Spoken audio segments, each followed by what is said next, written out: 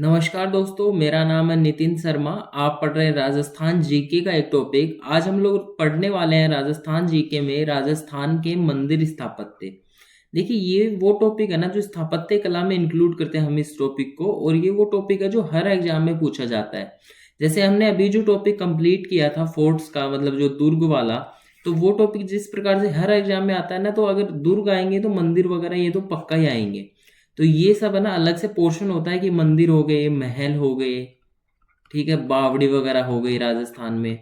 ये सारे जो है ना स्थापत्य कला के जो है, ये सारे के सारे स्थापत्य कला के ही उदाहरण हैं, और इनको हमें पढ़ना होता है क्योंकि जब सिलेबस हम लोग देखते हैं ना, तो हमारे सिलेबस में डाला रहता है सीधा सीधा कि राजस्थान की स्थापत्य कला, राजस्थान की स्थापत्य कला। और देखिए, हम लोग ना पढ़ना ऐसे ही शुरू कर देते हैं, लेकिन हम लोग सिलेबस वगैरह नहीं देखते। तो मैं पहले आपसे रिक्वेस्ट करूंगा कि आप लोग जो है अपने जिस भी एग्जाम की तैयारी कर रहे हैं उसका सिलेबस साथ में लेके बैठे, ताकि आपको पता हो कि कौन सा टॉपिक पढ़ना और कौन सा टॉपिक नहीं पढ़ना। मैं आपको इस चैनल पे पूरा एकदम गाइड करूंगा टिल के आपके सिलेक्शन तक। और हम लोग पूरा राजस्थान जीके पढ़ने वाले हैं। एनिमल अटेंडेंट का एग्जाम है, और जो सीईटी का भी एग्जाम है उसके लिए भी वीडियो काफ़ी हेल्पफुल होने वाली है। और एनिमल अटेंडेंट के एग्जाम तक तो हम लोग पूरा राजस्थान जीके ही पढ़ लेंगे, तीनों ही portion, history, culture and geography. और इस चैनल पे हम लोग एनिमल अटेंडेंट के लिए मैथ्स भी पढ़ने वाले हैं और साथ ही बायो भी पढ़ने वाले हैं। तो मेक श्योर कि आप लोग चैनल को सब्सक्राइब कर दें, वीडियो पसंद आए तो लाइक कर देना और दोस्तों के साथ शेयर कर देना ताकि वो लोग भी तैयारी कर सकें। चलिए हम लोग चलते हैं अपने टॉपिक की तरफ। आज हम लोग पढ़ने वाले हैं राजस्थान के मंदिर स्थापत्य, जैसा कि मैंने आपको अभी बता ही दिया है। तो हम लोग ना इसमें किस प्रकार से करेंगे, देखिए, अलग अलग धर्मों के अलग अलग होते हैं, ठीक है। पहले हम लोग अपने जो फेमस मंदिर वगैरह हैं वो पढ़ेंगे। उसके बाद में हम लोग अंत में करेंगे जो जैन मंदिर हैं, जो सूर्य मंदिर हैं, जो अलग अलग हम लोग एक साथ जिनकी लिस्ट वगैरह बना सकते हैं, वो सबसे लास्ट में पढ़ेंगे।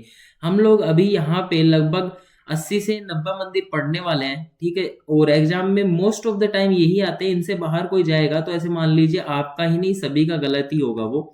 तो इसमें कोई इशू है नहीं, पूरा का पूरा लगभग 90% यहीं से आ जाएगा मेरे को जहां तक लगता है। और चलिए शुरू करते हैं। सबसे पहले हम लोग देखते हैं कौन सा मंदिर, एक मिनट इसको इरेज करते हैं फिर हम लोग शुरू करते हैं।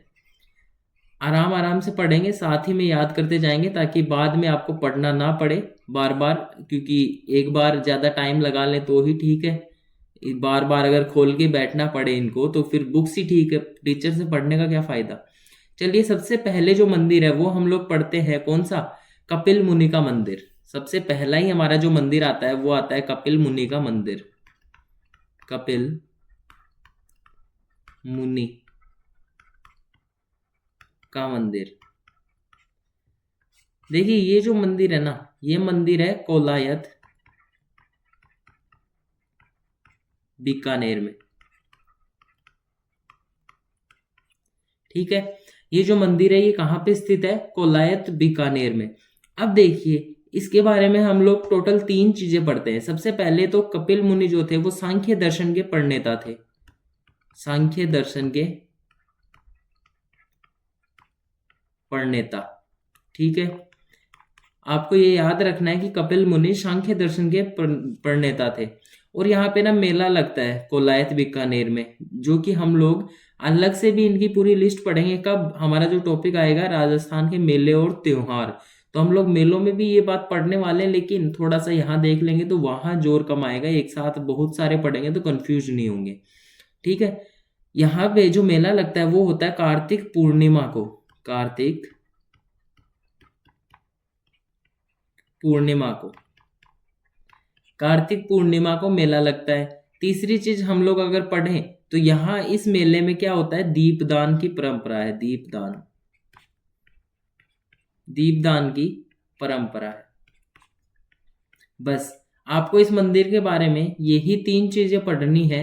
सबसे पहले हम लोग देखें, एक बार फिर से रिवाइज करते हैं और यही याद करने का प्रयास करते हैं हम लोग। एक मिनट देखिए, सबसे पहले हम लोगों ने देखा कि कपिल मुनि का जो मंदिर है वो स्थित है कोलायत में। कोलायत कहाँ है, कोलायत है बीकानेर में, ठीक है। आप लोग बार बार रिपीट कीजिए मन में, कपिल मुनि कोलायत बीकानेर, कपिल मुनि कोलायत बीकानेर, कपिल मुनि कोलायत बीकानेर। फिर हम लोगों ने देखा कि जो कपिल मुनि है वो सांख्य दर्शन के प्रणेता थे। क्या थे, सांख्य दर्शन के प्रणेता थे। फिर हमने देखा यहाँ पे मेला लगता है, कोष्टक में मेला लिख देता हूं ताकि आपको पता रहे। ठीक है।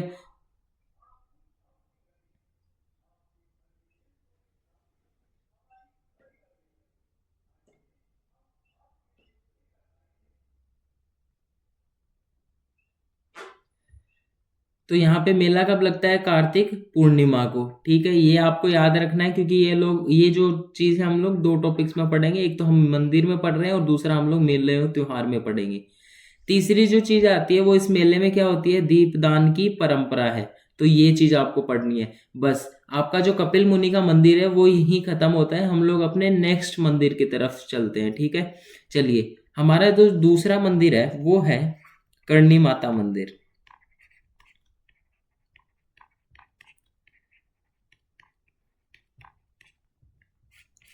अब इस मंदिर का बताने की आपको जरूरत है नहीं, क्योंकि बच्चा बच्चा जानता है कि ये मंदिर कहाँ पे है। देखिए, ये जो मंदिर है ये देशनोक बीकानेर में स्थित है।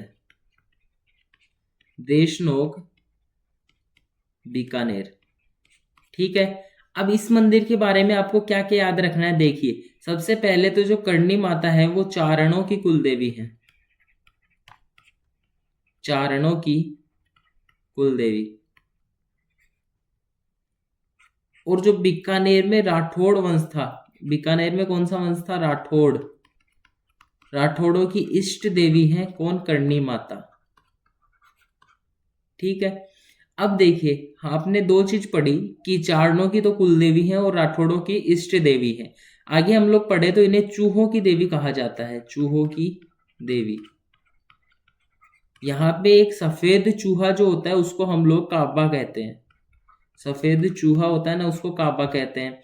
और अंतिम चीज कि दोनों नवरात्रों में यह मेला लगता है, कि जो दो नवरात्रे होते हैं वर्ष में, उन दोनों नवरात्रों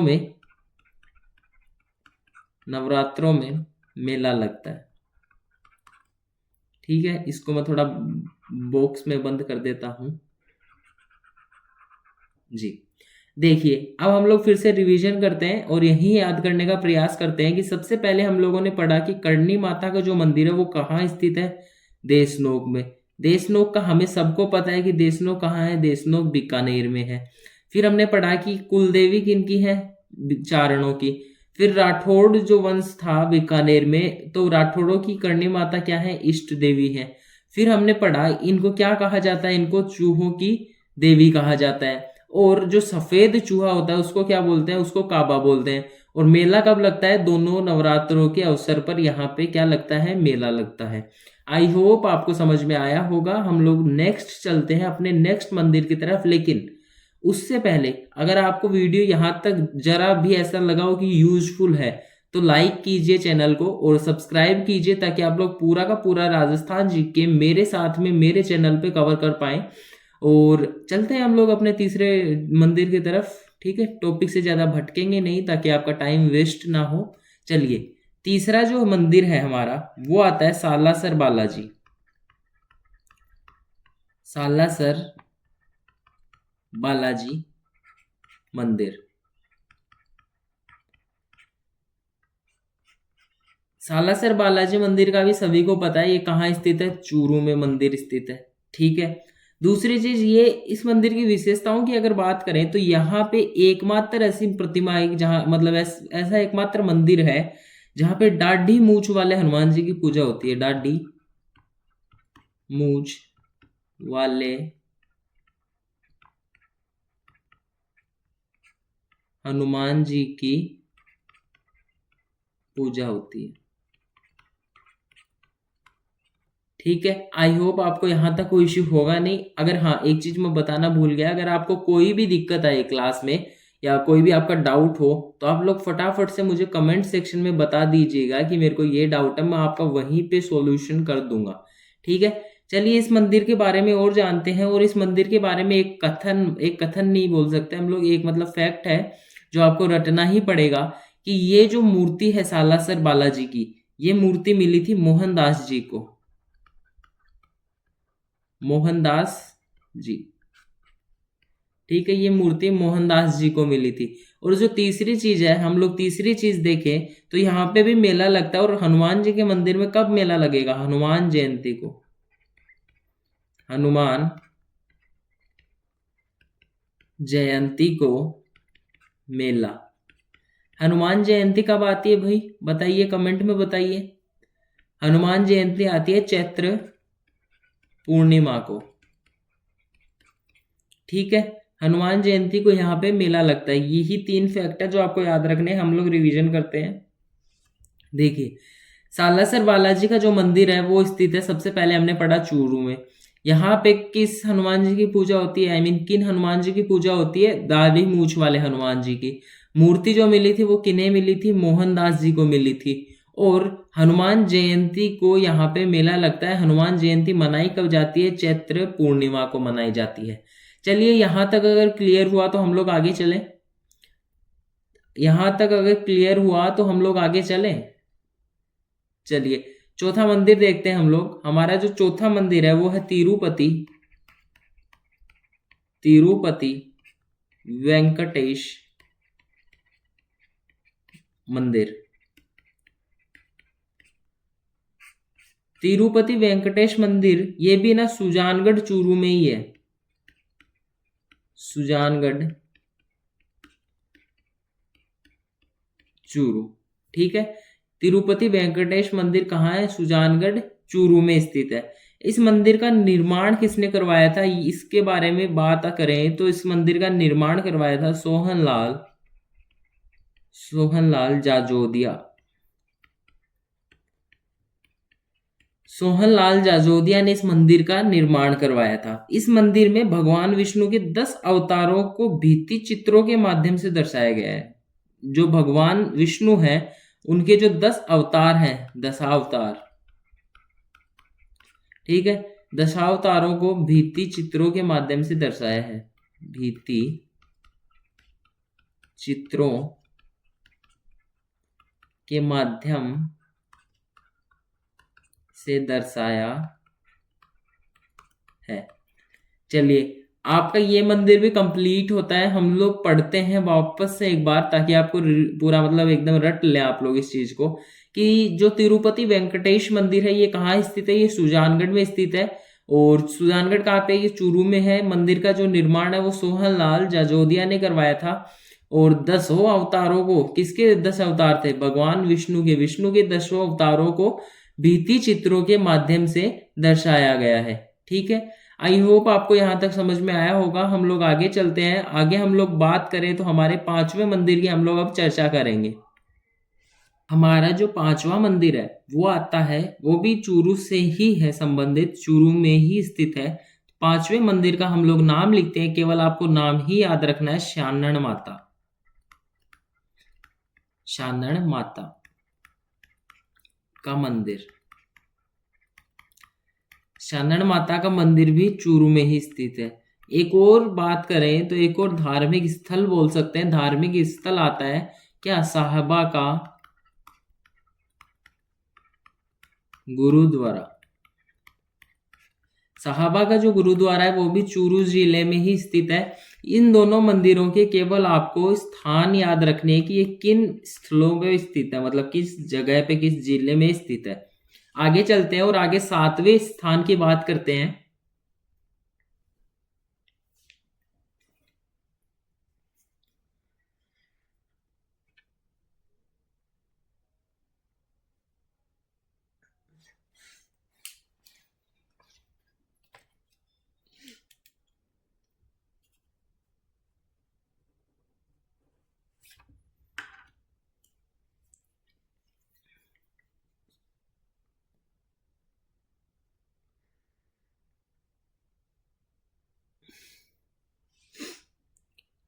सातवां जो स्थल आता है वो आता है हमारा, एक और गुरुद्वारा है। वो आपको, चलिए हिंट देता हूं मैं, गंगानगर जिले में स्थित है। आप लोग बताइए कौन सा गुरुद्वारा होगा। हमारा जो गुरुद्वारा है वो है बुढ़ा जोहड़ गुरुद्वारा। जोहड़ नहीं, जोहड़।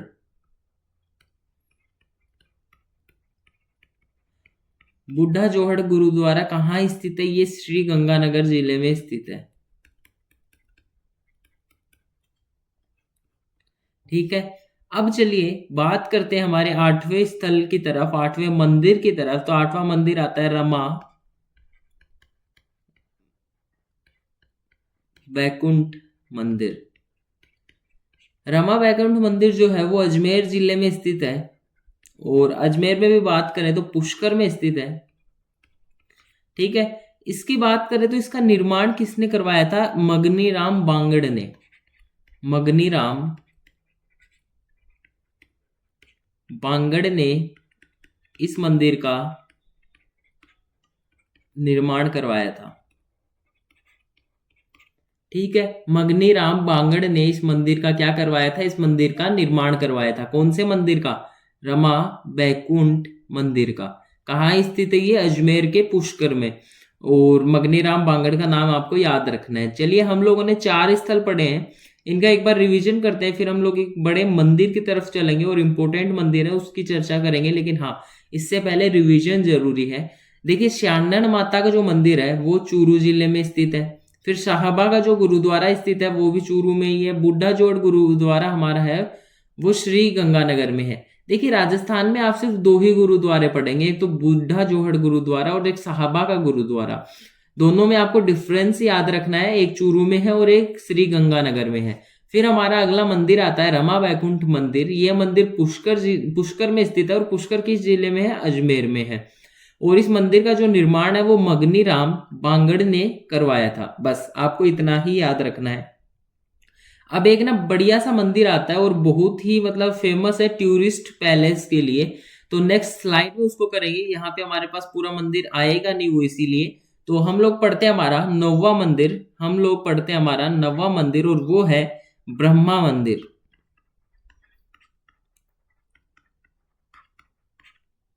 ब्रह्मा मंदिर जो है वो एक टूरिस्ट लोगों के लिए मतलब आकर्षण का केंद्र है राजस्थान में। इस मंदिर में बहुत ज्यादा टूरिज्म होता है।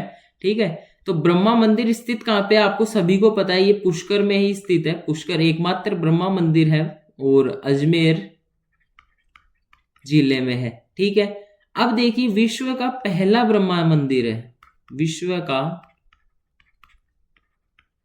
पहला ब्रह्मा मंदिर है। ठीक है, दूसरी बात इसके बारे में करें तो दूसरी बात करेंगे, यहां पे ब्रह्मा जी की 4 मुंह वाली प्रतिमा स्थित है। 4 मुंह वाली प्रतिमा। ठीक है, नेक्स्ट हम लोग बात करें तो नेक्स्ट बात करेंगे हम लोग कि यहाँ पर सूर्य देवता की एक जो ये बात ना इंपॉर्टेंट है। देखिए, सबसे पहले बता दूं, एग्जाम में बहुत बार पूछी हुई है और पूछे जाने की संभावनाएं बनी रहती है। यहाँ पे सूर्य देवता की प्रतिमा स्थापित है। ठीक है, ये कोई विशेष बात नहीं है। अब देखिए, इसमें विशेष क्या है? इनकी जो है वो संगमरमर की मूर्ति है। पहली बात तो गलत लिख दिया, 1 मिनट इरेज करता है। संगमरमर की है। दूसरा, जूते पहने हुए ये, और ना ये मूर्ति प्रहरी के रूप में लगी है। प्रहरी, ठीक है, मंदिर के पहरेदार के रूप में। तो सूर्य देवता की संगमरमर की मूर्ति है, जूते पहने सूर्य भगवान की मूर्ति खड़ी है और प्रहरी के रूप में खड़ी है। ठीक है, ये इंपॉर्टेंट बात है। हमने ब्रह्मा मंदिर में क्या क्या पढ़ा, इसका एक बार रिवीजन करते हैं। तो जरा 1 मिनट रिवीजन करें। तो देखिए, सबसे पहले हमने पढ़ा कि ये पुष्कर में स्थित है। ठीक है, पुष्कर कहाँ है? अजमेर में स्थित है। ठीक है, आगे बात करें तो आगे हम लोग देखते हैं कि विश्व का जो पहला ब्रह्मा मंदिर है वो कौन सा है? ब्रह्मा मंदिर अजमेर का, और 4 मुंह वाली प्रतिमा है। और सबसे इंपॉर्टेंट बात आती है कि यहाँ पे सूर्य भगवान की संगमरमर की जूते पहने हुए प्रहरी के रूप में प्रतिमा स्थापित है। बस आपको ये पूरी लाइन एकदम रट लेनी है क्योंकि ये इंपॉर्टेंट है। ठीक है, सूर्य भगवान की संगमरमर की जूते पहने हुए प्रहरी के रूप में प्रतिमा स्थापित है। कहाँ पे? पुष्कर अजमेर के ब्रह्मा मंदिर में। चलिए, नेक्स्ट बात करते हैं और हमारा 10वां मंदिर देखते हैं। 10वें मंदिर पे हम लोग आ चुके हैं, और जो 10वां मंदिर है वो भी आपको एक स्थान ज्यादा याद रखना है, बाकी तो कुछ है नहीं इतना। सावित्री देवी मंदिर। सावित्री देवी मंदिर। देखिए, सावित्री देवी जो मंदिर है ये भी पुष्कर जिले में ही स्थित है। पुष्कर जिले में। ठीक है, और यहाँ पे रोपवे की सुविधा है। राजस्थान में 4 जगह पे आप रोपवे पढ़ेंगे और एक यहाँ पे है। ठीक है, सावित्री बाई मंदिर में। सावित्री देवी मंदिर में, और पुष्कर जिले में ही है। पुष्कर, माफ कीजिए, पुष्कर जिला नहीं है, एक मिनट, पुष्कर अजमेर जिले में है, ठीक है। चलिए आगे देखते हैं। आगे यहाँ पे एक मेला भरता है भाद्रपद शुक्ल सप्तमी को, भाद्रपद शुक्ल सप्तमी को यहाँ मेला लगता है जी। अब देखिए ये मंदिर होता है हमारा कंप्लीट। इसका एक बार रिवीजन हम लोग करें तो पुष्कर अजमेर में स्थित है, और सावित्री देवी का जो मंदिर है वो पुष्कर अजमेर में स्थित है। रोपवे की सुविधा यहाँ पे है। भाद्रपद शुक्ल सप्तमी को मेला लगता है, ठीक है। आगे चलते हैं हमारे 11वें मंदिर की तरफ। 11वें मंदिर की हम लोग बात करें तो हमारा मंदिर आता है रंगनाथ मंदिर, ठीक है। नंबरिंग कर देते हैं ताकि कोई इश्यू ना हो बाद में, एक मिनट। हाँ,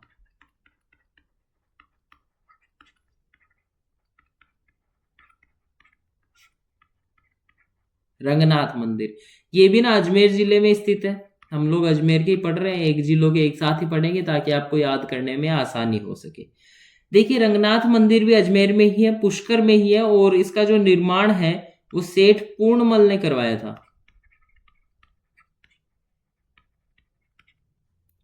ठीक है। सेठ पूर्णमल ने इसका निर्माण करवाया था। आगे चलते हैं और आगे बात करते हैं हम 12वें मंदिर की तरफ अपने, तो वो आता है वरा मंदिर।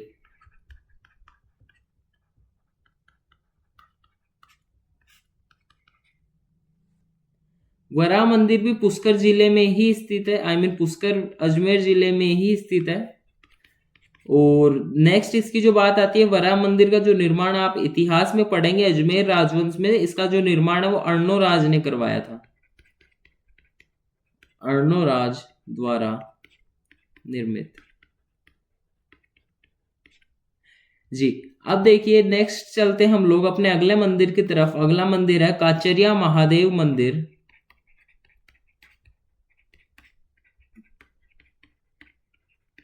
काचरिया महादेव मंदिर, ये मंदिर स्थित है किशनगढ़ में। आप लोग सीधा मतलब राइम करके रखिएगा, काचरिया महादेव किशनगढ़, कैसे कैर को राइम करके रखिएगा, काचरिया महादेव किशनगढ़ अजमेर। आगे एक मंदिर आता है 9 ग्रहों का मंदिर। 9 ग्रहों का मंदिर, ये भी अजमेर में स्थित है, और ये भी किशनगढ़ अजमेर में स्थित है। चलिए हमारे 14 मंदिर कंप्लीट हो चुके हैं। 15वां हम लोग देख लेते हैं। टोंक का मंदिर है डिग्गी कल्याण जी मंदिर, टोंक का मंदिर है। अब इस मंदिर का जो निर्माण है वो राजा दिग्व ने करवाया था, राजा दिग्व, और यहाँ पे कुष्ठ रोगियों का इलाज होता है।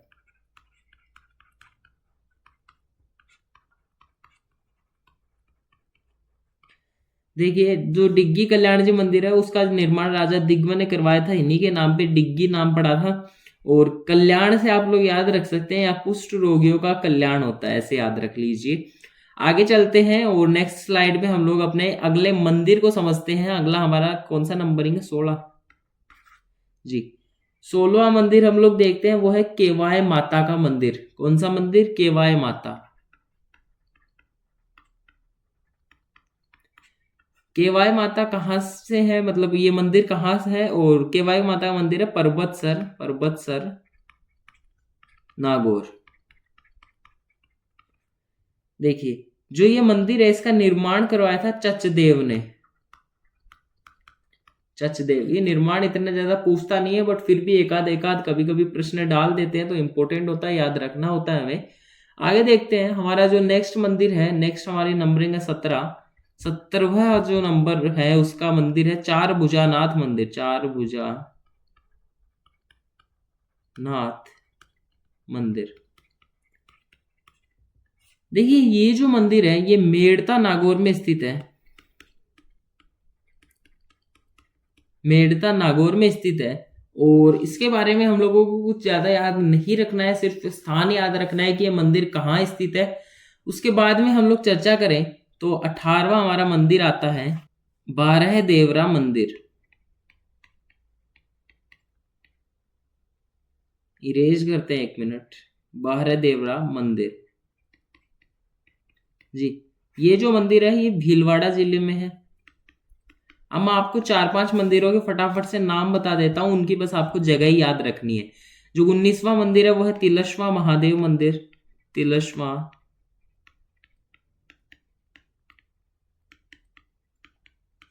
महादेव मंदिर, ये मंदिर मांडलगढ़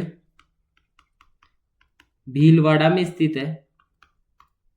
ठीक है, अपना जो नेक्स्ट 20वां मंदिर आता है वो मंदिर आता है देव नारायण जी का मंदिर।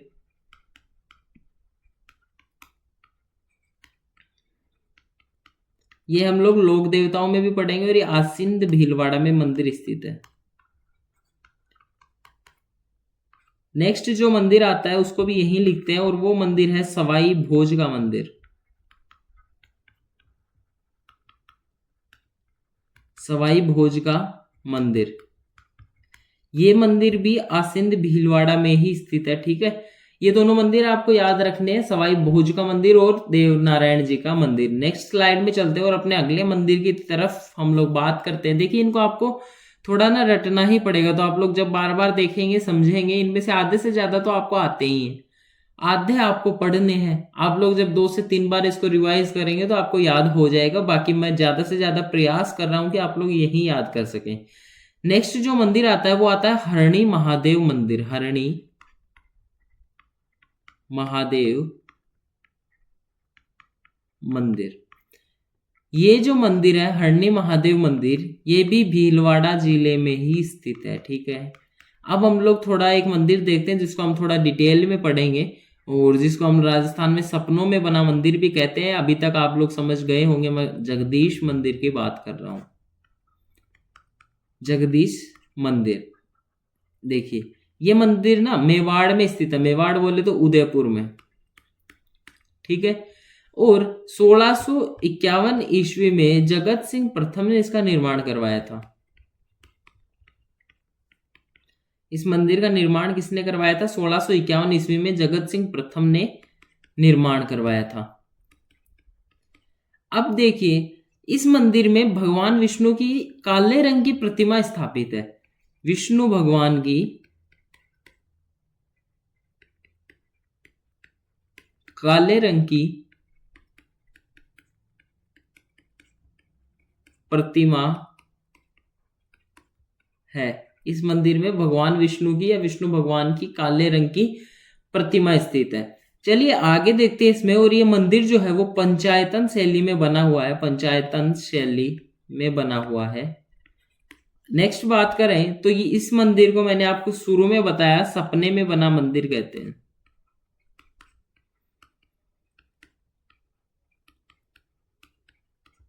अब देखिए औरंगजेब का जो एक अभियान था मंदिर तोड़ने का, तो उसके विरोध में जब यहाँ पे मतलब विरोध क्या, उस टाइम पे उस अभियान के समर्थन में जब लोग यहाँ मंदिर तोड़ने आए सैनिक, तो नरूजी बारहट, नरूजी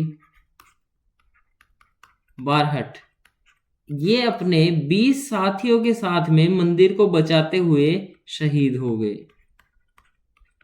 ठीक है, आई होप आपको जगदीश मंदिर के बारे में समझ में आया होगा। हम लोग रिवीजन करते हैं एक बार। और जगदीश मंदिर हम लोगों ने पढ़ा कहाँ स्थित है? उदयपुर में स्थित है।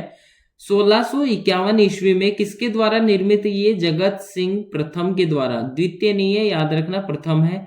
विष्णु भगवान की काले रंग की प्रतिमा स्थित है। ठीक है, विष्णु भगवान की काले रंग की प्रतिमा है। शैली कौन सी है इसकी? शैली की बात करें तो पंचायतन शैली में बना हुआ है। और मैंने आपको बताया ये मंदिर सपने में बना मंदिर कहलाता है।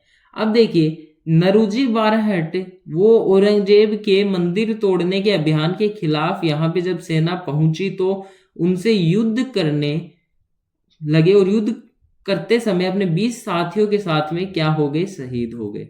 ठीक है, बस इतना ही चीजें आपको इसमें जगदीश मंदिर में याद रखनी है। आगे हम लोग चलते हैं, गुप्तेश्वर महादेव मंदिर आता है। पेन का कलर वापस रेड करते हैं।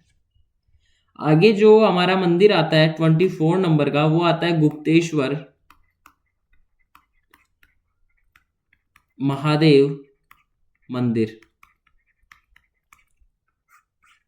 जी। देखिए गुप्तेश्वर महादेव मंदिर गिरवा उदयपुर में स्थित है।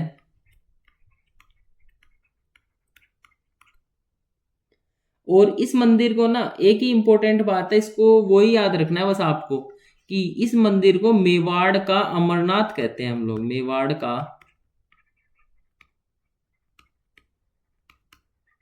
अमरनाथ कहा जाता है। ठीक है, इस मंदिर को क्या कहा जाता है? मेवाड़ का अमरनाथ कहा जाता है। आगे बात करते हैं हम लोग हमारे 25th नंबर पे, 25वें नंबर के मंदिर की बात करें तो जावर का एक विष्णु मंदिर है।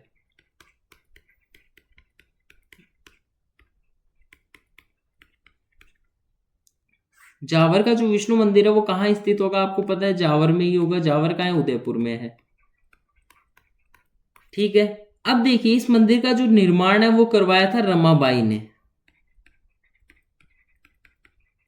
और इसका जो वास्तुकार है, इस मंदिर का वास्तुकार कौन था? वास्तुकार था ईश्वर। ईश्वर वो वाले ईश्वर नहीं, ईश्वर आदमी का नाम है। ठीक है, मंदिर का वास्तुकार कौन था? ईश्वर। अब देखिए जावर का जो मंदिर है इसके बारे में हम लोगों ने पढ़ लिया कि जावर उदयपुर में स्थित है, रमाबाई ने इसका निर्माण करवाया, वास्तुकार ईश्वर थे। अब हम लोग क्या करते हैं, एक बार स्टार्टिंग में चलते हैं और स्टार्टिंग से पूरा एक बार रिवीजन करके लेके आते हैं हम लोग, पूरा जो भी हमने पढ़ा शुरू में चलते हैं। चलिए, शुरू में हम लोगों ने सबसे पहले देखा, पेन का एक और कलर लेते हैं अलग ताकि हम लोग डिफ्रेंशिएट कर सकें बाद में। देखिए हमने देखा कि कपिल मुनि का मंदिर जो है वो कहाँ स्थित है? कोलायत बीकानेर में। कोलायत बीकानेर में स्थित मंदिर है और कपिल मुनि सांख्य दर्शन के प्रणेता थे। कार्तिक पूर्णिमा को यहाँ मेला लगता है। इस मेले में दीपदान की परंपरा है। चलिए, एक मंदिर हमने कंप्लीट किया। नेक्स्ट बात करते हैं करणी माता मंदिर। तो करणी माता मंदिर कहाँ स्थित है? करणी माता मंदिर देशनोक बीकानेर में स्थित है। करणी माता को चारणों की क्या कहते हैं? कुलदेवी कहते हैं, कुलदेवी। और बीकानेर के जो राठौड़ है उनकी है इष्ट देवी। आगे बात करें तो इन्हें चूहों की देवी कहते हैं और जो सफेद चूहा होता है उसे काबा कहते हैं। दोनों नवरात्रों में करणी माता के मंदिर में देशनोक बीकानेर में मेला लगता है। नेक्स्ट चलते हैं हम लोग, तीसरा जो मंदिर है वो है सालासर बालाजी का मंदिर। सालासर बालाजी के मंदिर में आप लोग क्या याद रखेंगे? सबसे पहले कि ये जो मंदिर है ये चूरू जिले में स्थित है। दूसरी चीज, यहाँ पे दाढ़ी मूछ वाले हनुमान जी की पूजा होती है। तीसरी चीज, जो ये मूर्ति मिली ये किनको मिली? मोहनदास जी को मूर्ति मिली। और जो अंतिम चीज आप याद रखेंगे वो है कि हनुमान जयंती के अवसर पर प्रतिवर्ष सालासर बालाजी मंदिर चूरू में मेला लगता है। हनुमान जयंती आती कब है? चैत्र पूर्णिमा को आती है। तो चैत्र पूर्णिमा को प्रतिवर्ष मेला लगता है। चौथा जो मंदिर है वो है तिरुपति वेंकटेश मंदिर।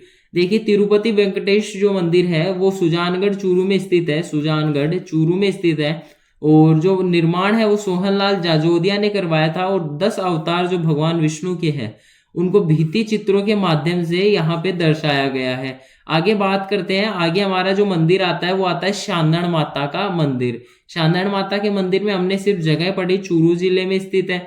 शाहबा का जो गुरुद्वारा है वो भी चूरू जिले में स्थित है। और इन दोनों के हमें केवल स्थान याद रखने हैं।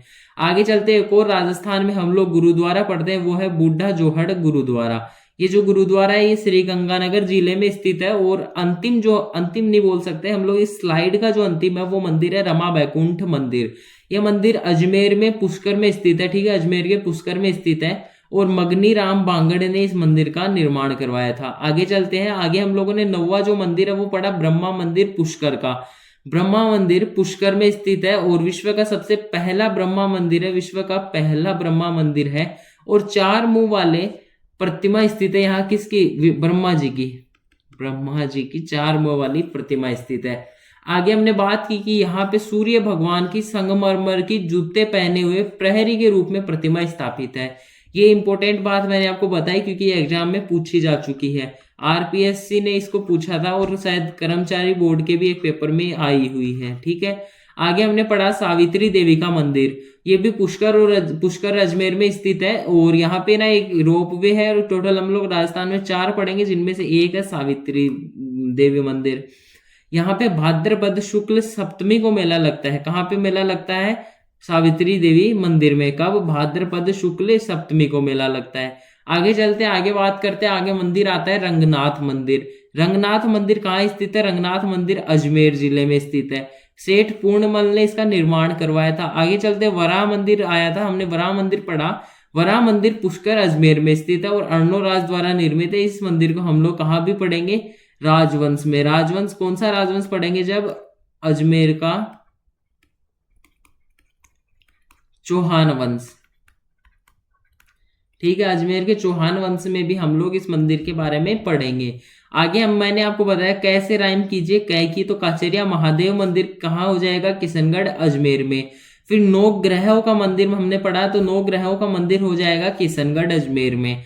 फिर हमने एक 15वां मंदिर पढ़ा, डिग्गी कल्याण जी मंदिर, ये था टोंक में। यहाँ पे डिग्गी का मतलब है कि राजा दिग्व ने निर्माण करवाया और कल्याण जी का है कुष्ठ रोगियों का कल्याण किया जाता है। आगे चलते हैं, 16वां जो मंदिर हमने पढ़ा केवाय माता का मंदिर, ये माता पर्वतसर नागौर में स्थित है, मतलब ये मंदिर जो है वो पर्वतसर नागौर में स्थित है। इस मंदिर का निर्माण चचदेव ने करवाया था। हमने पढ़ा चार भुजानाथ मंदिर, चार भुजानाथ मंदिर मेड़ता नागौर में स्थित है। याद रखना आगे मंदिर आएगा चार भुजा, वो नागौर में नहीं होगा, वो अलग मंदिर है। आगे हम लोगों ने पढ़ा बारह देवरा मंदिर। बारह देवरा मंदिर कहाँ स्थित है? बारह देवरा मंदिर भीलवाड़ा जिले में स्थित है। फिर हमने पढ़ा तिलस्वा महादेव मंदिर, ये मांडलगढ़ भीलवाड़ा में स्थित है। फिर हम लोगों ने पढ़ा देव नारायण जी का मंदिर और सवाई भोज का मंदिर, तो ये दोनों मंदिर कहाँ स्थित है? आसिंद भीलवाड़ा में स्थित है। आगे चलते और आगे हम लोगों ने क्या पढ़ा? आगे हम लोगों ने पढ़ा हरणी महादेव मंदिर, ये मंदिर भी भीलवाड़ा जिले में स्थित है। और जो 23वां है हमने पढ़ा जगदीश मंदिर, इसकी हमने डिटेल में बात की कि ये मंदिर उदयपुर जिले में स्थित है और इस मंदिर का जो निर्माण है वो 1651 ईस्वी में जगत सिंह प्रथम ने करवाया था। विष्णु भगवान की काले रंग की प्रतिमा स्थापित है, पंचायतन शैली में ये बना हुआ है और इस मंदिर को सपने में बना मंदिर हम लोग कहते हैं। नरूजी बारहट ने औरंगजेब की सेना के खिलाफ युद्ध करते हुए अपने 20 साथियों के साथ में अपना बलिदान दे दिया था। ठीक है, आगे चलते हैं। आगे हम लोगों ने कौन सा मंदिर पढ़ा? आगे हम लोगों ने पढ़ा गुप्तेश्वर महादेव मंदिर। इसमें भी आपको लिंक करना है, मतलब राइम बनानी है गए और गए की, तो गुप्तेश्वर गिरवा। तो गुप्तेश्वर महादेव मंदिर कहाँ स्थित है? गिरवा में। इस मंदिर को क्या बोलते हैं? मेवाड़ का अमरनाथ बोलते हैं। आगे चले, आगे हम लोगों ने पढ़ा जावर का विष्णु मंदिर, ये मंदिर जावर में ही स्थित है। जावर कहाँ है? जावर उदयपुर में है। जावर में चांदी की खान है, चांदी की खान। आगे हम लोगों ने देखा कि जो जावर का विष्णु मंदिर है इसका निर्माण रमाबाई ने करवाया था और इसका वास्तुकार कौन थे? ईश्वर थे। ईश्वर वो नहीं असली वाले, ईश्वर व्यक्ति का नाम है।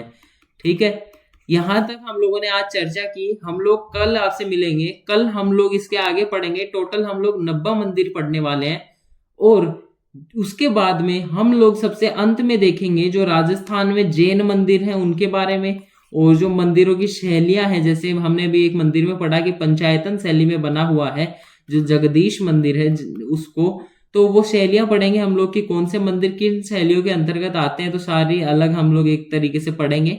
तो मिलते हैं आप लोगों से कल, तब तक के लिए धन्यवाद। मेक श्योर कि आप लोग वीडियो पसंद आए तो लाइक करना, चैनल को सब्सक्राइब करना और बेल आइकन को ऑल पे सेलेक्ट कर लेना ताकि जब भी वीडियो अपलोड करूं आपको नोटिफिकेशन मिल सके। Thank you.